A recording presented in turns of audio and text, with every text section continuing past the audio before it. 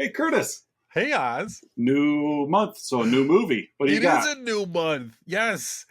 This week, our movie marriage it's like watching The Great White Hype meets Mortal Kombat, Mhm. plus just a pinch of Chicken Run, all in a van down by the river.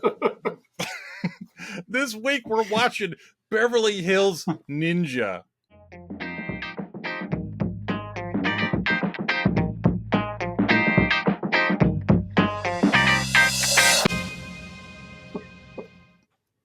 Smoking doobies in a van down by the river. Oh, my. That's a good one. As I was telling you pre-show, I am very proud of myself for that one. That is a good one. That is a very good one. I will take the self-congratulations. hold for applause. How long do you hold on a podcast for applause? Indefinitely. All right, there you go. We'll see you guys next week. Yes, to return with us. Just applaud for a whole week. Until we get at least 15 comments. There you go. So, that are just the words applause. Surrounded by asterisks.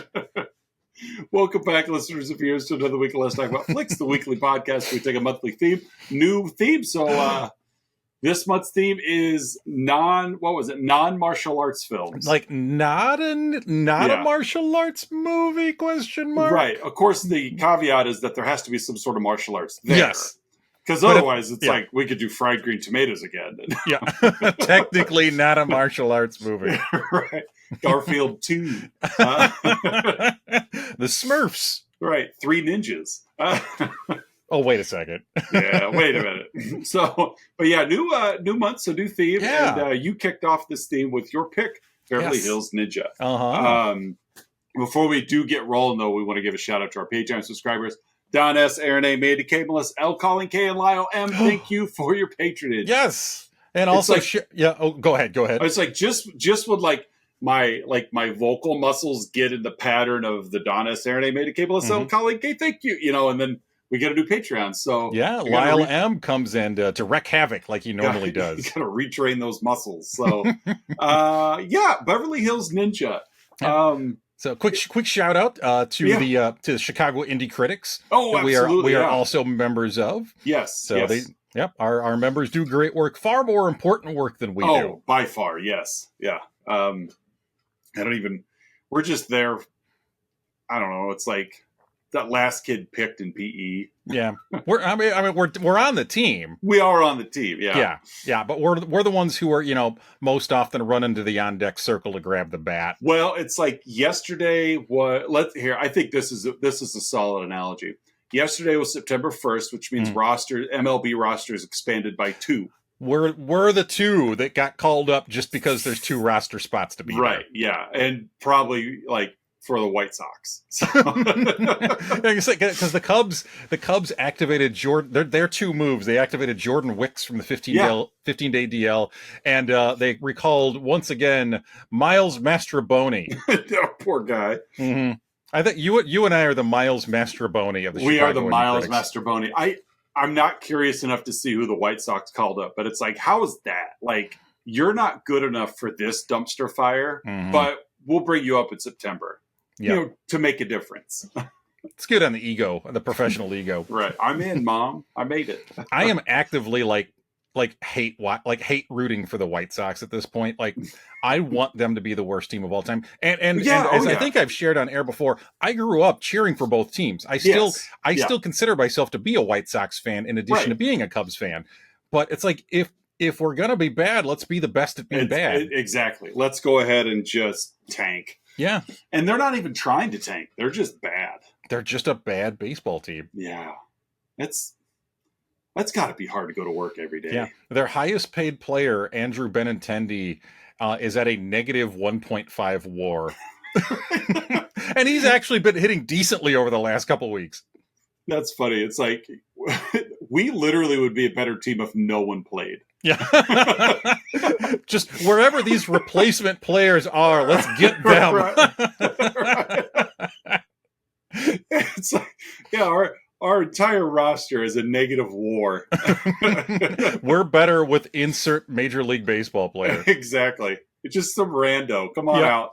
Or Joe Randa. Oh, Joe Randa. Yeah. Or Joe Randa. Oh, all right. Beverly Hills Ninja. Yeah. I'll get to the plot. It's my month. So what characters are in this opus? Well, we have Chris Farley as Haru. Yep. The role originally aimed at Dana Carvey. Yes, I saw that. I obviously would have been a much different feel for the movie. Yeah. I think Farley was a better fit. What was that Dana Carvey movie that was just god awful? Master of Disguise. There you go. Mm-hmm. Yeah. Master of Disguise. Nicolette Sheridan plays Hot Woman. I think Vava Voom is her character's name. Because that's what you're supposed to do every time you see her. She's Allison Page / Sally Jones. Chris Rock, the two whitest women names exactly. Chris Rock makes a showing as Joey Washington. He does in a character that's borderline caricature. Yeah, a little bit. Little cues. He was a little too close. Yes. Yeah. I'm trying to think here.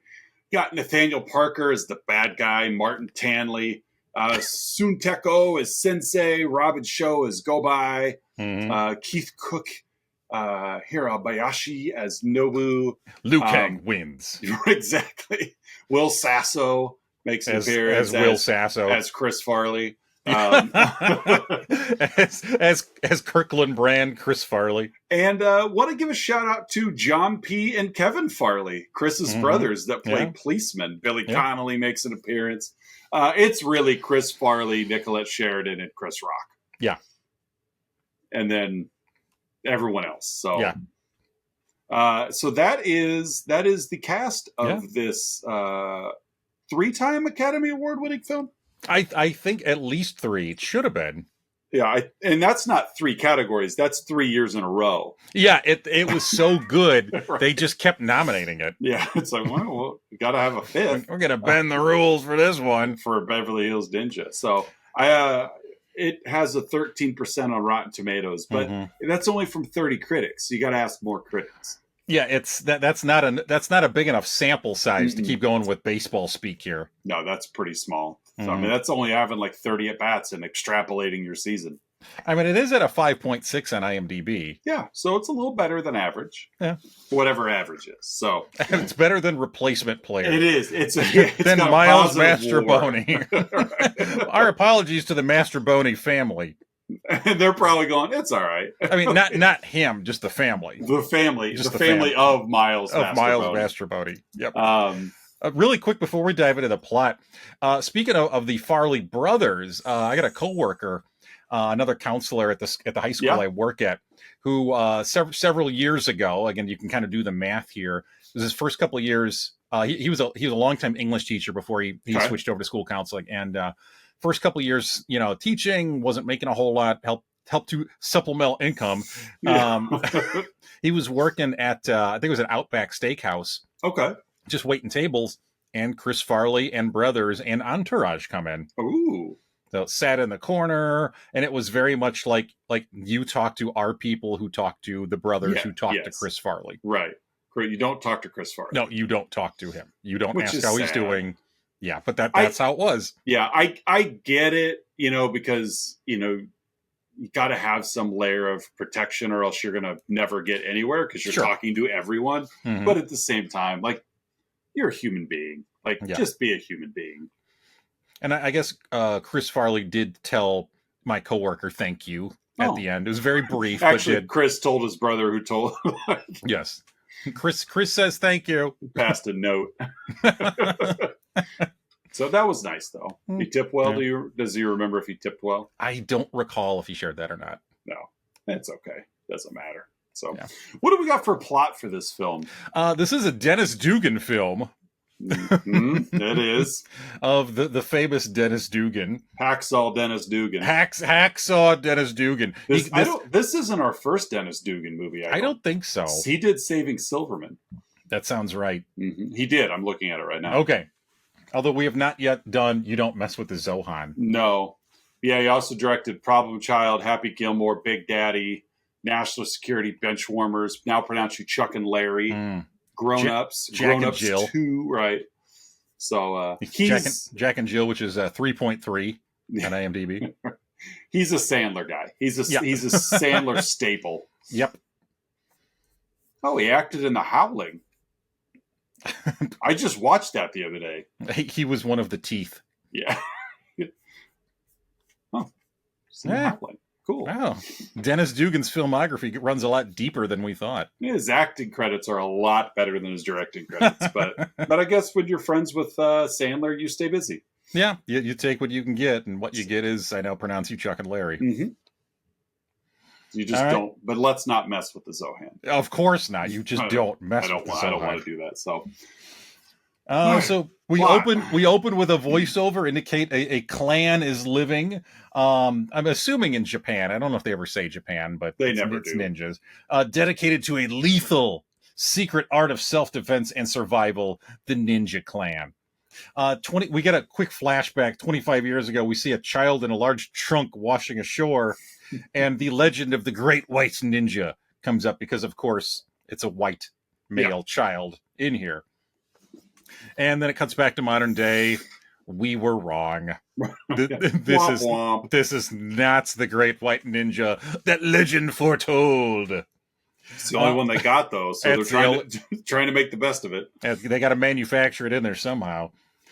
We see in the modern day, Haru, again, the Chris Farley character, is repeatedly and mistakenly hitting his sort of adopted brother, Gobe, played again by Liu Kang himself, Robin Show. He's hitting him with a kendo stick during training. Several times, yeah. Yes, repeatedly. They're training by doing the whole, like, fists in the hot coals thing, and Haru has a shish kebab going.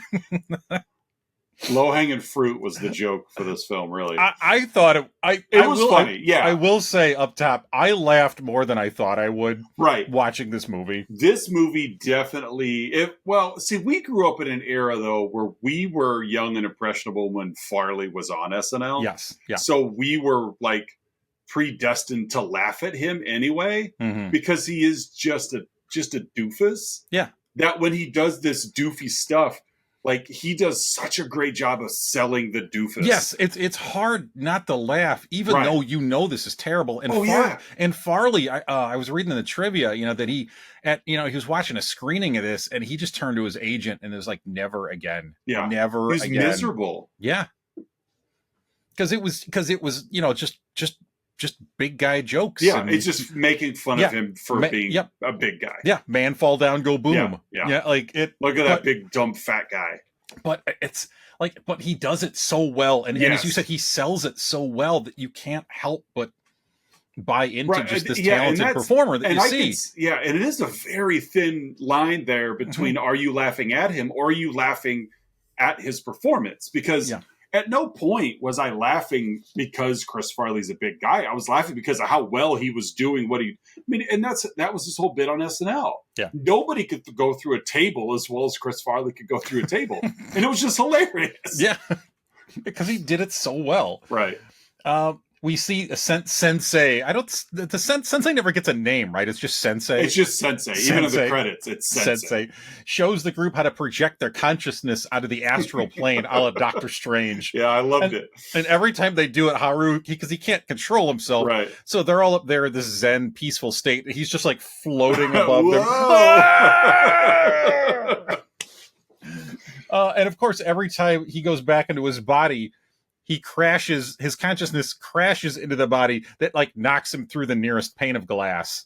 Yes. So Gobe, again, Haru's brother, earns the golden medallion for being Sensei's best student. Haru, unfortunately, does not get a medallion. Do you think most like ninja clans have some sort of like student of the month program? I think so. I think their parents get a bumper sticker. Yeah, I think that makes sense. Yeah. But it makes a great Instagram post.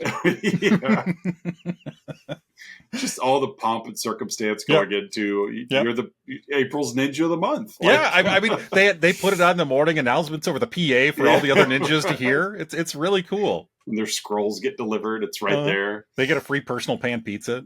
It'd be nice, yeah. They get to go first at the book fair. Yeah, it's line leader. Yeah. We can keep going with this.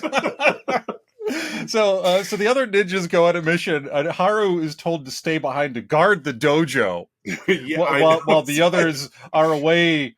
Of course, we get a kung fu fighting playing. I know, it's as he's practicing by himself. Ugh. It's so dumb. Yeah, he does rip the back of his gi at one point because, again, fat guy in a little gi, because large man, and then.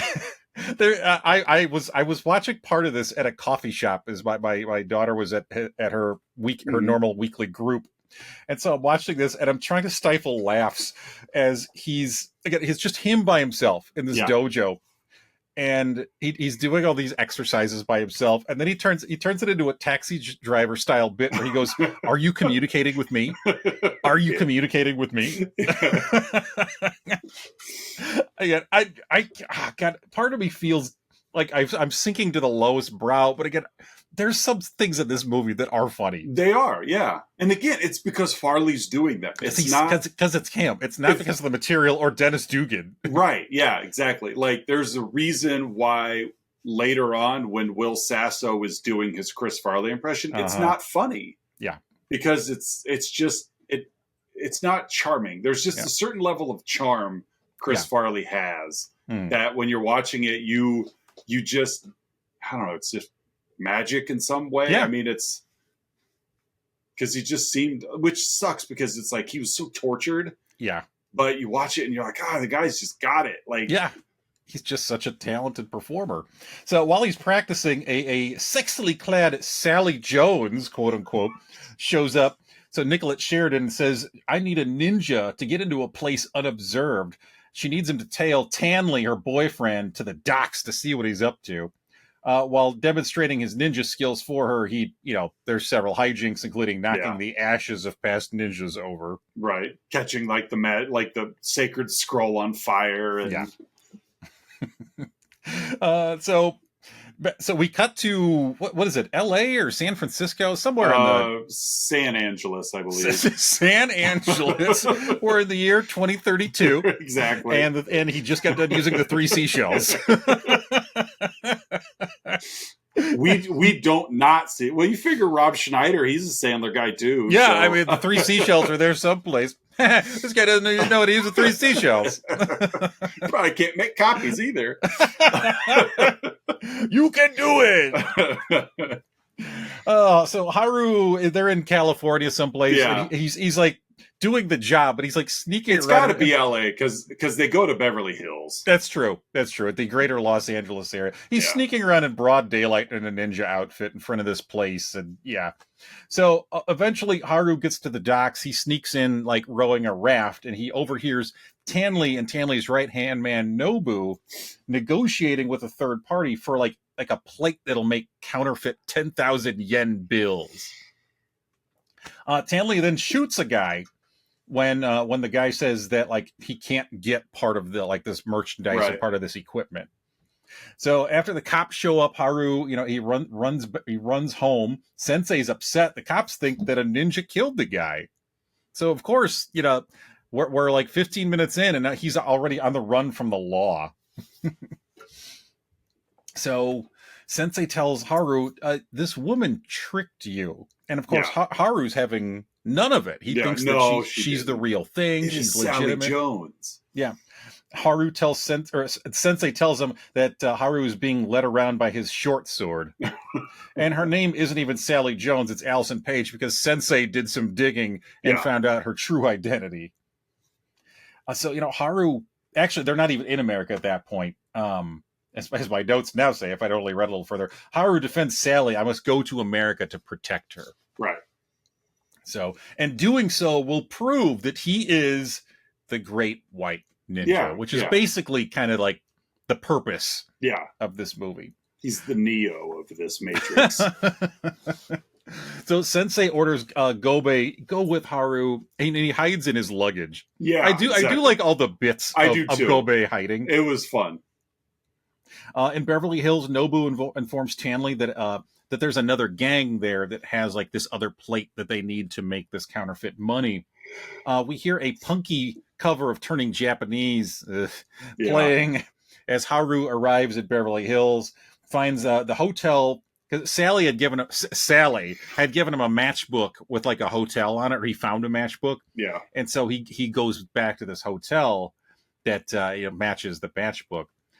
He uses Sensei gave Haru like a bag of gold, like a literal bag of gold. Yeah. And Haru uses this to get a room at this 5-star hotel, where there he meets Joey, Chris Rock's character, who takes Haru's bag for him. Joey is very excited when Haru tells him that he's a ninja. And Haru tells Joey, "You're like a tangerine belt." when Joey's trying to like demonstrate his martial arts skills. Haru tells Joey how to pull a man's head off and says to start practicing it on chickens, which is an old ninja secret.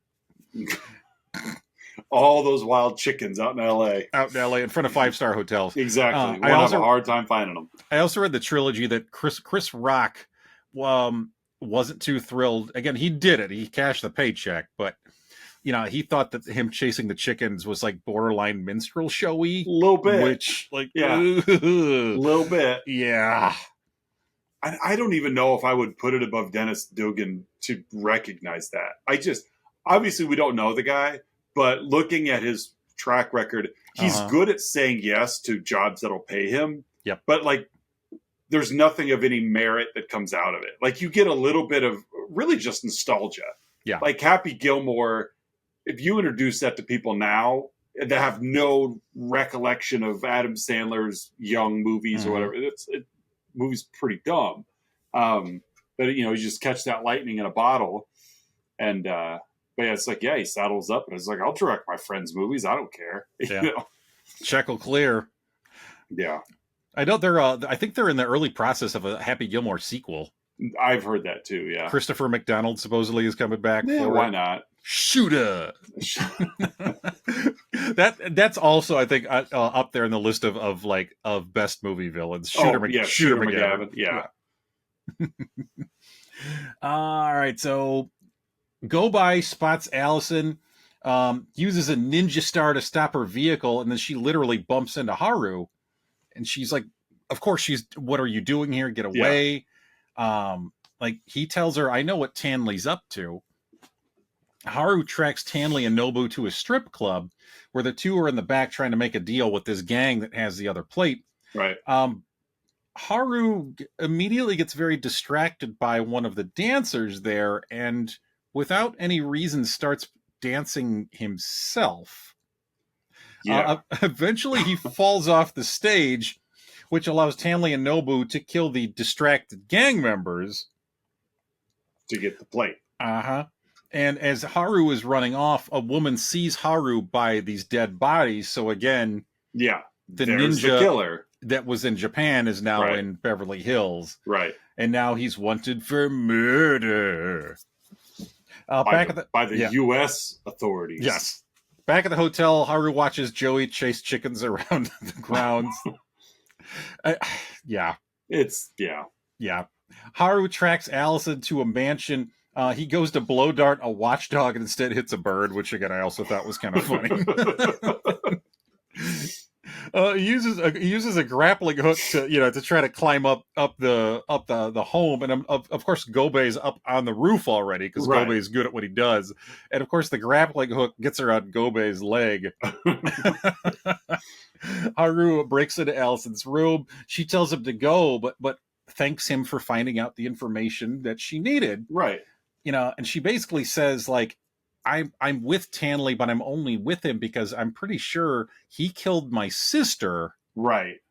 Yeah. Who used to date him, and I'm trying to look for evidence so that I can go to the cops. Shows him pictures and everything. Like, no, I'm not lying to you. This is...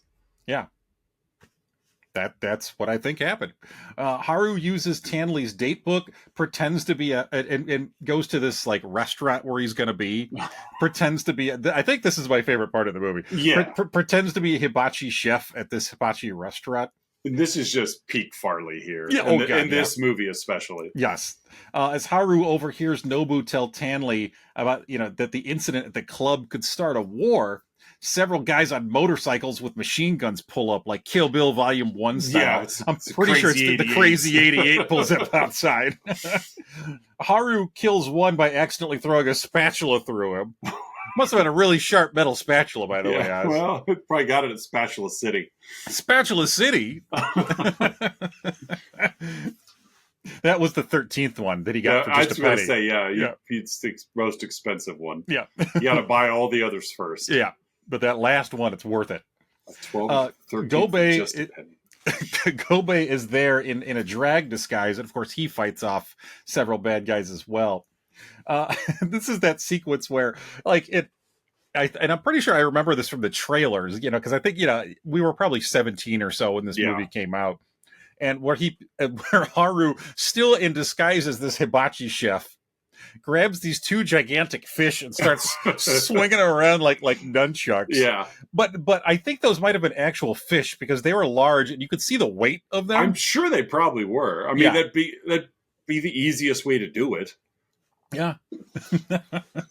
So Haru escapes with Allison, who inexplicably just shows up mid-fight. And they escape to Haru's hotel, where we see Joey continuing to chase chickens. The next day, Haru and Allison go to a furniture store to talk with Will Sasso, who Allison knows works for Tanley. And apparently, this is the counterfeiter. This is the guy with the special set of skills. He's the ink specialist. Yes. So they all ingest a hallucinogenic mushroom and laugh about how Tanley's going to kill him. While laughing hysterically, Haru pulls Allison onto him, and they have a moment, Oz. Ooh. Of Haru and Nicolette Sheridan. Yeah. And Va-Va-Voom. It was a brief moment, but It was a moment. But it was a moment while tripping on hallucinogenic mushrooms. Exactly, yeah. But it was a genuine moment. After Will Sasso passes out, Haru pretends to be Will Sasso to Tanley and Nobu. They blindfold Will Sasso and put him in a van. Haru's cracking annoying jokes as they drive. I also kind of enjoyed that scene as well. Watching Farley make fun of Sasso was kind of fun. Yeah. After Haru loses his fake mustache at a water fountain, Gobei, of course, who's there. Yeah. He like slingshots it back onto Haru. Like, while talking shop and running terrible copies, Haru tries to steal the metal plates, but drops them, revealing himself to Tanley and Nobu. Haru runs into four goons. He throws a pipe into Gobei, who ends up like on a conveyor in a box. Yeah, I don't know. I'm probably not doing that scene justice, but whatever. But yeah, it's like his only out was Gobei, and he took Gobei out. So. Yes. Tanley, Nobu, and the goons go to another buyer's headquarters. They bring Haru with them in the back of the van. The other gang from before is there as well. I did get a little lost here because it's like there's Tanley and there's like the other gang and then there's this other buyer. Right. I got lost in the intricacies of this plot. It was deep. It was very deep. The new buyer wants to do business with Tanley and Nobu, and they pull guns on the other gang. Of course, Allison follows and breaks out Haru. But then, of course, Tanley kidnaps Allison when he sees her because she stops by like a phone booth to make a phone call to the PD. And as they're driving away, they see her and, of course, take her hostage because you have to eventually take Nicolette Sheridan hostage. That's why she's cast. Yeah, to snugly tie a rope underneath her bosoms and put her in a chair. Yeah, you have to enunciate her goods when you tie her up. So the police arrive, they corner the wanted great white ninja, but Gobei throws a smoke bomb and trades places and clothes with Haru. So Gobei gets arrested in Haru's place, and he escapes from jail off camera, but I get kind of another just silly sequence. All right, we're in Act 3 now, Oz, if you're keeping up here. I am. After visiting Sensei on the astral plane, Haru gears up. They show him he's packing all of his weapons and everything. Commando style. Basically, grabs Joey and they go to rescue Allison. Tanley ties up Allison with a ticking time bomb. Oh, no. In a room, 12 minutes and counting. Gobei knocks out Joey and drives the blindfolded Haru to Tanley's warehouse. Tarzan Boy plays. Yes. As Haru... that song is bad. Yeah. As Haru uses a palm tree to fling himself, like catapult style, into this warehouse. As Joey comes to and is watching him do it. Joey eventually does the same thing. Yeah, Joey does the same thing. Yeah. So, of course, Haru's inside. Tanley and Nobu confront him. They sick their goons on him. Gobe shows up, and Haru and Gobe finally are fighting side by side. Yeah. So Gobe takes out a bunch of them while Haru keeps hitting Gobe with his weapons. That's what he's practiced. Again, he's good at being bad. Haru fails to defuse the bomb. Of course, cuts the time in half. That old bit. Yeah. Haru goes back to help Gobe, who's surrounded and about to die via an axe. And of course, Haru jumps in and starts really taking guys out for real this time. Right.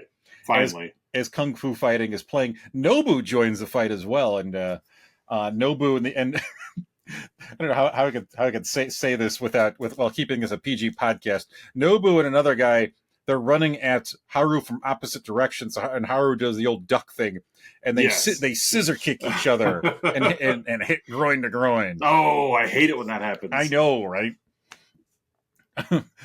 So the camera buck comes back to Tanley, and again, this is the other one I admit, snickering in the middle of this coffee shop, this scene. You hear Haru's voice as he's kind of taunting Tanley, like, "Ooh, where am I? Like, time is up, Tanley." and you see there's like this big metal, or like not metal, this very narrow, like metal pole kind of behind Tanley, and Haru just steps out from behind it.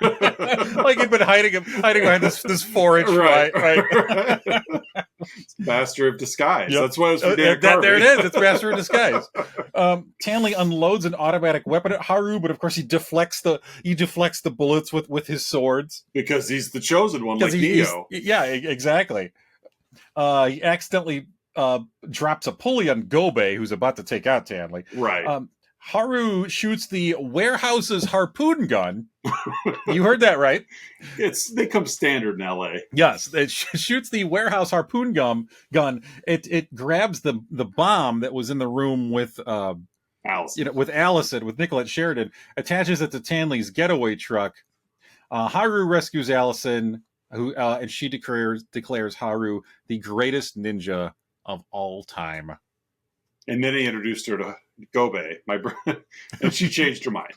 Yeah, he's the greatest ninja of all time. I'm going to go all Sonya Blade. Right. We get a little epilogue scene back in Japan. Gobe, Haru, and Allison, my dove. Allison. I also like that as well. My dove. My dove. Haru tells Sensei, I'm going back to Beverly Hills with Allison. Gobe gives Haru his ninja golden medallion. And then as credits are about to roll, Haru somehow flings Gobe directly into the ocean. Yeah. And that is Beverly Hills Ninja, my friend. Any final thoughts on this movie? It's just fun. Like it's stupid. It's so stupid. But there's moments where it's like, yeah, that's kind of funny. It's one of those that it's like, it's harmless. Yeah. Even like if there is some racism there, it's not intentional. It's just observed. Doesn't make it right. No, I'm not defending it, but it's like I don't think it was done with that. I really don't think any of that was done with that thought process in mind. There was nothing malicious there. Right. Like, it still doesn't excuse it, but right. It's just foot and mouth kind of thing. Yeah. But I don't think I want to know anyone whose favorite movie is Beverly Hills Ninja. I concur with you, my friend. Yes. Sorry, folks, who this is your favorite movie. I just, it's like this is the pinnacle of cinema for you. Like, there's no finer auteur than Dennis Dugan. It's a Dennis Dugan joint. Yes, exactly. Hey, folks, every week Oz and I rate the movie we yap about, in this case, 1997's Beverly Hills Ninja. Hey, Oz, how would you rate this flick? I'm going to give this one 3 ninjas. 3 ninjas. I think that's the perfect rating for this. What are you giving it? I'm giving it the 34th rule, how to pull a man's head off with your bare hands. Okay. Mm-hmm. Hey, folks, Oz and I have been scouring the interwebs, searching for unprofessional reviews that tickle our funny bones, and we hope they tickle yours as well in our next comedy segment, Outside Insights. Hey, Oz, what's your outside insight for Beverly Hills Ninja? I have three very short ones. As I do as well, so go ahead. Like I said, I don't think I want to know any of these people. For the same reason I don't want to be friends with somebody whose favorite movie is Beverly Hills Ninja. Mm-hmm. Frank J. Pickens says, funniest movie ever. This movie was absolutely funny from start to finish. If you want to laugh and laugh out loud, this movie will do it. A+ comedy like you don't see anymore with a great cast, including Chris Rock. Yep. You just don't see movies of this quality anymore. Nope. The next one, 5 stars. 5 stars. This next one, Chris Farley and Chris Rock. The review says, I love this film. R.I.P. Chris Farley. I watch it once a year. Lion emoji. 5 stars. 5 stars. And this last one is from a shared Amazon account, Heather and Alex. Okay. No caption needed. Well, that's a caption. The review. Guys, it's Farley, a legend. That's there it. You go. That's it. It's 5 stars. It's 5 stars. Everything he's in is legendary. No caption needed. Well, then would you put something there? Like Coneheads, legendary. Yeah. Guys, it's Farley. It's Farley. Airheads. It's a legendary. Legendary. Oh. So those are my 3 outside insights. Yes, excellent calls, my friend. What do you got? I also have 3. All 3 of mine, per usual, come from the Internet Movie Database. Uh-huh. All 10 out of 10 reviews. Okay. First one comes from Jar123, left in April 2003. One of the funniest movies ever. Take the stick out of your bum and relax. Just enjoy Chris Farley at his best. Few movies have ever made me laugh harder. I'm not an aged 8 to 14-year-old male. Okay. There's a lot of things you aren't. Yeah, but apparently you're not that. Don't presume I am an 8 to 14-year-old male. What a weird thing to put at the end of your review. Yeah. By the way, guys, I'll tell you what I'm not. Let me tell you what age range I'm not in. The second one I'm going to share, also 10 out of 10, is from Bevo 136783, left in April 2020. It's only a couple years before at the time of this recording. Based on the title, I thought it would be awesome. It was. Whew. I know. Glad I got to share my thoughts with the world. I know. I mean, those have been pent up in me for so long. I love judging movies by their cover. It was.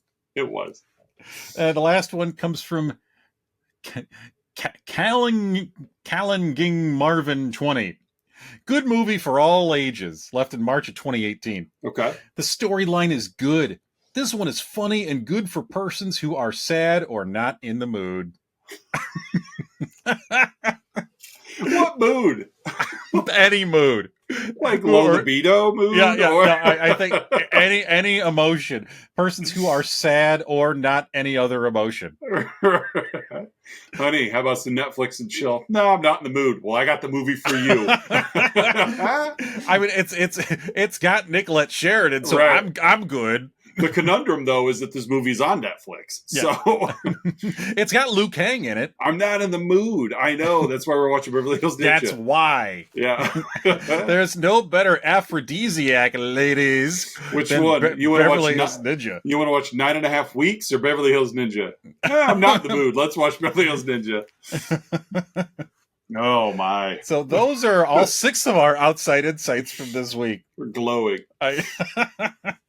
Hey, folks, it is that point in the show you've all been waiting for, our signature Let's Talk About Flicks segment, the 3-2-1, in which Oz and I will each share 3 goods, 2 bads, and 1 about this week's movie, Beverly Hills Ninja. Hey, Oz, what are your 3 goods? My first one, and I alluded to it a little earlier, is Doofus Chris Farley is the best Chris Farley. Yeah. I mean, I just think he's a very talented performer anyway. Yeah. And I think his shtick knocks him down a few pegs. It's unfortunate we didn't get the opportunity to actually see him grow as a performer, Mm-hmm. because I do think he has some chops. I would have loved to have seen him, in some kind of dramatic role. Even if, that's where I was going. Like John Candy in JFK. It was Yeah. not a large role, but oh man, did he pull that off? Yeah, and it's like we saw Jim Carrey pull it off. Sandler's done it before. Robin Williams has done it. So it's like you can go from comedy to drama, and we didn't get an opportunity to see that with Chris Farley. So we are left with, doofus Chris Farley. And that's his legacy, for better and for worse. And I think that is what he excels at. Mm-hmm. And it's unfortunate that it's a double-edged sword for him, because I think it led to a lot of his misery as well. Yeah. So that's my first good, was just he was on, like, just, he brought it all. My second one is this. We had talked pre-show that, we each sometimes try to come up with maybe a movie marriage for the others just to see. And I had Three Stooges in mind, because there was just a lot of ridiculous slapstick, just a lot of ridiculous physical comedy. Well, and Will Sasso's in it too, Will Sasso. So, and so that's my second good, is just the physical slapstick comedy of the movie. And third was, it didn't overstay its welcome. This movie had a pretty tight runtime. Yes. And it needed it, because there wasn't really anywhere else you could go with this movie and the jokes that you were trying to land. So that's my third good, is a short runtime. What do you got? Oh, let's see. Let's start with, and again, mine are all just bits in the movie. The first one is right at the beginning, where they're about to brand him, and using like the big water kettle, and he just yells "Owie, owie!" As he spills it all over the place. Spills it everywhere. Yeah, because he's supposed to have, like, the hot in his hand. Yeah. Owie, owie! That's my first good. My second good is just he's always rolling everywhere. Because he's a ninja. That's what ninjas do. He's rolling across the floor. He's rolling across the bed. He's rolling across, like, the hood of a car. He's rolling here and there. So, and he's a committed ninja. And apparently, so just Chris Farley rolling. And again, he pulls it off so well, because just despite his size, dude was athletic. Oh, yeah. Nimble, for sure. Yeah. Which I think is what makes, like, I think you nailed a lot of what made Chris Farley, is he was an athletic, nimble, big guy, to where it's kind of an anomaly. He wasn't this slug. He was capable of doing all the physical comedy necessary, not only here, but in SNL as well. And it's like, he was there. You could tell. I read the trivia. He did most of his own stunts for this movie too. It doesn't surprise me. Yeah. So that's my second good. And my last one, I mentioned it before, is just the two big fish. Yeah. Just he's fighting a dude dressed as a hibachi cook, and he just grabs these two gigantic, like 3 foot long big floppy fish, and he's just using them like katanas. Them around. Just flapping them around, and like the funny like sound effects that come with them. So those are my three goods. Nothing too highbrow with mine. Oz, what are your two bads? My first one is that it's not a terrible movie. It's not. Mm-hmm. Chris Farley keeps it from being a terrible movie. But outside of that, this just feels like a really bad SNL film. Yeah. Not quite at the level of, like, It's Pat or Stuart Saves His Family. But still, like, Dennis Dugan is not a good director. And so it just has that just kind of, I mean, I thought Saving Silverman was a better film than this one, but it gets saved by its performances. Yeah. It's not that it's top quality directing. It's, there's no creative camera shots or anything like that. Yeah. It's just point camera. Hilarity ensues. There's no Goodfellas through the kitchen scene. No, nothing like that. And so that's my first one, is that it just felt like an SNL film. Mm-hmm. And my second one is, outside of Farley, everybody else just mailed in their performances. Oh God, yeah. And so that's disappointing. We've talked before, and I talk about it on my other podcast where we just cover horror films, because you see it a lot there. I'm a big fan of acting consistency.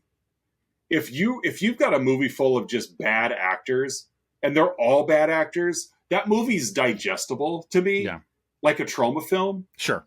And if you've got a movie that's just chock full of excellent acting, that's enjoyable. But when you get a movie like this, where you've got somebody that is outperforming everyone else, or you've got a movie where you've got someone that's just really dragging it down, like Sofia Coppola in Godfather 3. Yeah. Like it really makes it difficult to get through. Sure. And while this movie, like Chris Farley was the focus and definitely saved it, like just everybody else just mailed it in. Well, and every time he's not, literally in the shot, or even isn't the main person in the shot, it's just like it just grinds to a halt. It's like everybody's just rehearsing their lines, and then we're just recording rehearsal. Mm-hmm. Yeah, and so that's my second bad, is just everybody else in the movie just mailing it in. Yeah. So, what are your two bads?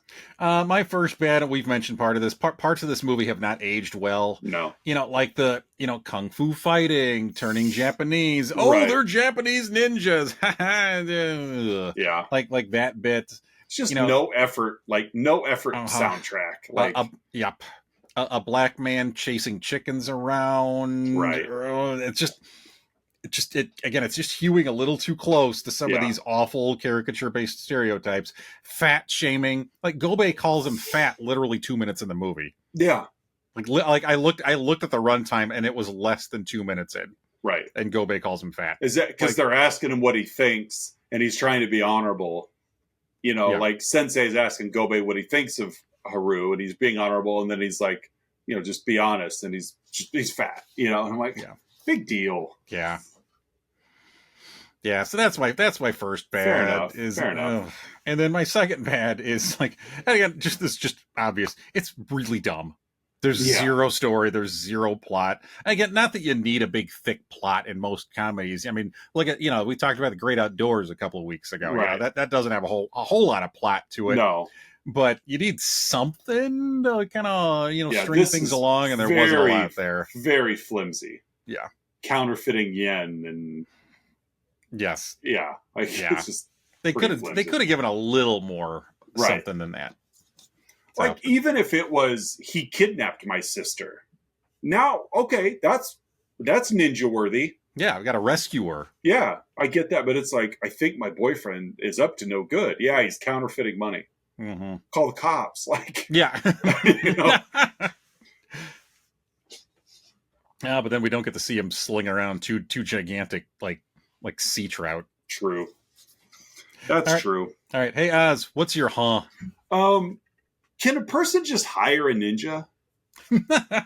Like, Allison just walks up to the dojo. Like, are there signs? Like, how did you know this dojo was there? She just walks up and she's like, I need a ninja. Like, it just seemed like you could just go hire one. Yeah. It's not like, I guess not like they were hiding their location either.